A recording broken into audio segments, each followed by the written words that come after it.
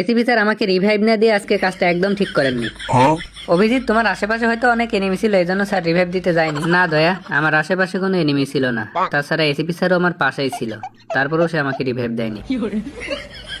তাহলে তুমি ডাউন হলে কিভাবে? আসলে লাস্ট জোনে গ্রেনেড দিয়ে এনিমির উপর অত্যাচার করব বলে ব্যাগে শুধু গ্রেনেড পুড়েছিলাম, কিন্তু অতিরিক্ত ভার হয়, একটা গ্রেনেড ব্যাগ ছিঁড়ে পুড়ে যায় আর আমি ডাউন হয়ে যাই।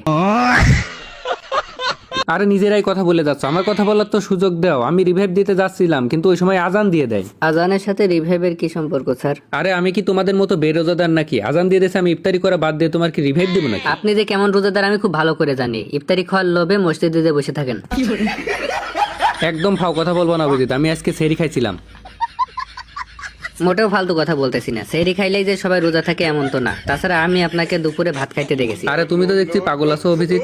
দুপুর বেলা তো আমি এমনি ভুল করে খাই ফেলছি, আর ভুল করে খাইলে রোজা ভাঙে না। মেনশন করো তোমার সেই বন্ধুকে যে রোজা না থেকেও মসজিদে ইফতারি করতে যায়।